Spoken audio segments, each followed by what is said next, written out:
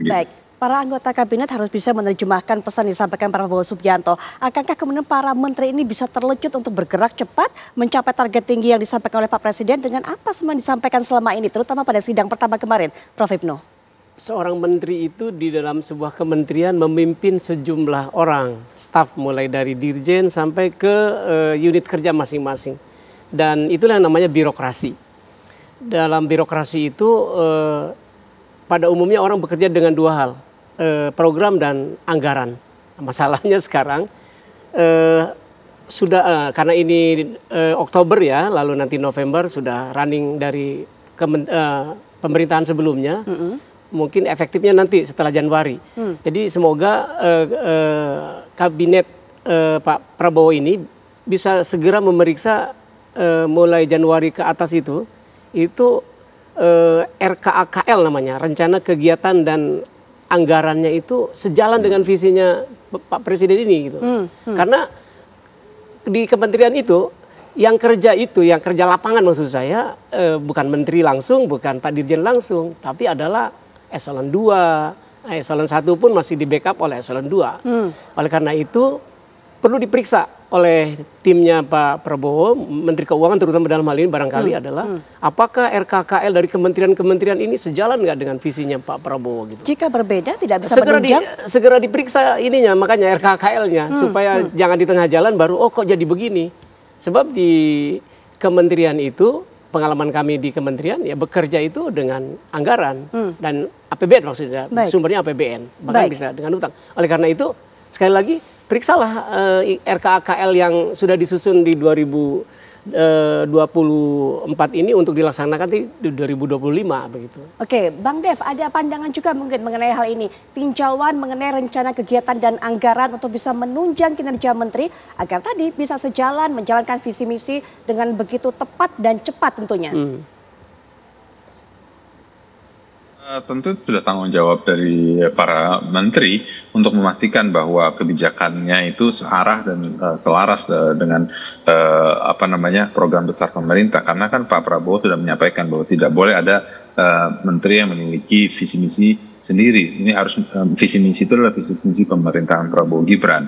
Nah, anggaran yang dimiliki untuk sisa tahun 2024 dan bahkan untuk tahun 2025 itu telah diketok di pemerintahan yang lalu.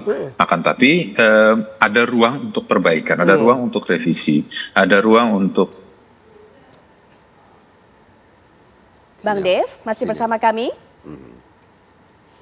Sepertinya kami terkendala untuk melanjutkan komunikasi dengan Bang Dev Laksono, kami coba perbaiki lagi. Tapi bicara tadi apa yang disampaikan oleh Bang Dev masih ada ruang untuk merevisi.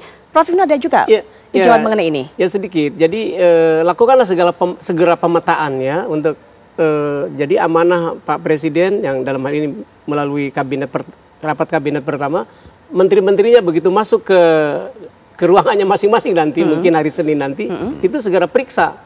Panggillah itu semua pejabat yang terkait mungkin sekjennya atau dirjennya, bagaimana dibuka rencana RKKL di kementeriannya itu. Mana yang to the point kepada apa yang dikehendaki Pak Presiden, target-target yang melayani rakyat dengan sepenuhnya gitu kan. Mungkin tadi jangan pergi ke luar negeri terlalu sering seminar. Kalau diperiksa terlalu banyak, ini coret, pindahkan ke program yang lebih nyata, bisa begitu kan? Ya betul. Oleh karena itu pemetaan perlu dilakukan segera oleh menteri-menteri baru ini di kantornya gitu, supaya amanah Pak Presiden tadi terrealisir begitu. Kalau enggak hanya Bapak Presiden slogan, tapi di lapangan enggak backup, itu kan sayang sekali gitu kan. Ini hal penting ternyata Bang Hariko, supaya jangan ini menjadi hanya pesan semata, tujuan Pak Prabowo semata, sementara para menteri tidak bisa mengikuti begitu. Ya inilah pentingnya pembekalan di Magelang ini agar seirama setujuan gitu kan. Dan kalau kita lihat hari ini kan Pak Prabowo betul-betul memberikan contoh, bangun pagi jam 4, kemudian Pak Prabowo orang yang paling pertama ya. Saya dengar begitu, ya, ada di tempat paling pertama katanya. Berita tadi kan beliau datang yang paling pertama. Kemudian Pak Prabowo juga tidak memakai seragam bintang-bintang, dia memakai pakaian yang sama, walaupun dia pemimpin tertinggi di Indonesia, tetapi dia memakai pakaian yang sama dengan para bawahannya dan para menteri-menteri lainnya. Kemudian ada satu pernyataan Pak Prabowo menurut saya yang sangat visioner. Menurut kami Pak Prabowo mengatakan jangan setia dengan Prabowo Subianto, setialah dengan Negara Kesatuan Republik Indonesia, setialah dengan kepentingan nasional. Apa itu kepentingan nasional? Yaitu yang dalam pembukaan Undang-Undang 45 itu. Itu yang coba ditanamkan oleh Pak Prabowo.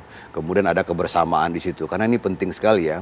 Jadi kemampuan bekerja dengan sesama manusia ini, kalau saya lihat tadi pernyataannya Ibu Stella Christie, ini penting sekali. Bagaimana kita sebagai manusia mampu bekerja dengan sesama manusia.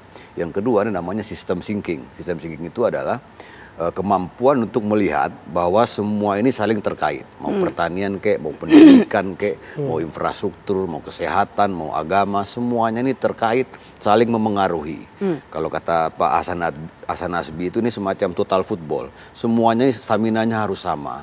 Tidak boleh ada yang malas-malesan. Makanya kan Pak Prabowo kan memberikan contoh, walaupun dia bangun jam 4, dia juga tetap bisa beraktivitas sampai jam 11. Jadi stamina ini sangat penting sekali. Dan yang terlihat sekali adalah bagaimana Pak Prabowo itu membangun empati terhadap para pemimpin itu. Pak Prabowo itu kan orang yang paling nggak bisa ya melihat orang itu menderita. Memang suara Pak Prabowo itu besar, tetapi sesungguhnya dia orang yang memang karakternya begitu. Kan kita tidak mungkin mengoperasi pita suaranya. Kayak saya kan suara juga besar. Tetapi beliau orang yang pemaaf ya, bukan orang yang otoriter. Malah dia mengatakan tadi, kan kalau biasanya kalau pemimpin itu kalau kamu nggak ikut saya nanti saya pecat. Ini kan jelas tolak ukurnya itu siapa yang tidak memperjuangkan kepentingan nasional berarti nggak cocok di barisan ini. Bukan siapa yang tidak setia pada Prabowo. Jadi Pak Prabowo tidak mengatakan kalau kamu tidak setia dengan saya, saya pecat. Tidak, tapi kalau kamu tidak setia dengan kepentingan nasional, kalau kamu mengkhianati kepentingan nasional, maka kamu tidak layak berada di barisan ini. Termasuk yang tidak setuju dengan program makan bergizi salah satunya. Makan bergizi gratis. Kenapa? Karena makan bergizi gratis itu betul-betul sebuah mimpi beliau yang sudah sejak 17 tahun yang lalu ya, ketika beliau melihat angka stunting itu.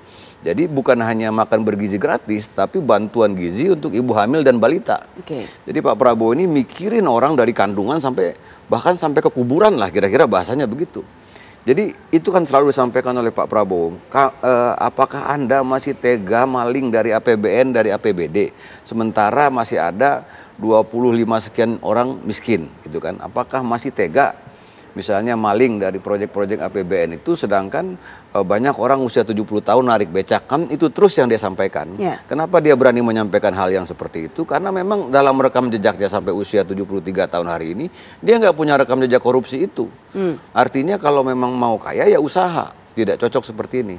Nah, hal-hal seperti itu yang terus ditekankan oleh Pak Prabowo, tapi itu kan pendekatannya dari hati ke hati.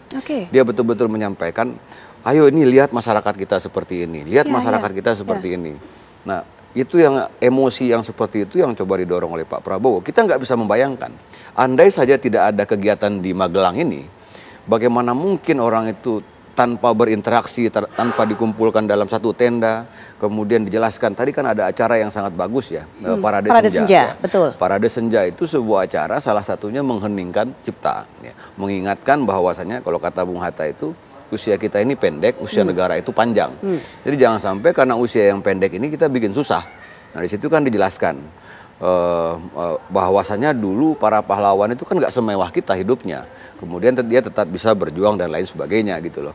Bahkan Pak Prabowo itu pernah mengatakan Prabowo Subianto itu nggak ada apa-apanya dibandingkan dengan pahlawan-pahlawan yang bahkan tidak ada batu nisannya. Jadi Prabowo Subianto nggak ada apa-apanya dengan pahlawan tanpa nama itu. Nah itu penekanan-penekanan seperti itu diharapkan bisa betul-betul membuat ibu bapak kita yang menjadi menteri maupun wakil menteri ini, jadi energinya berlipat-lipat gitu loh. Ini mirip seperti orang mau bertanding gitu loh, semakin berlipat-lipat energinya, sehingga betul-betul pencapaiannya bisa maksimal. Karena kalau tidak ada upaya seperti itu biasa-biasa saja, karena kita ini seharusnya ya kalau menurut Pak Prabowo kan sudah jadi negara maju. Ya. Nah itu yang ditekankan terus sama Pak Prabowo, jangan bikin masyarakat ini kecewa gitu. Ya. Upaya pendekatan seperti ini Prof, membuat para menterinya ini mengetahui apa realita yang terjadi di kalangan masyarakat.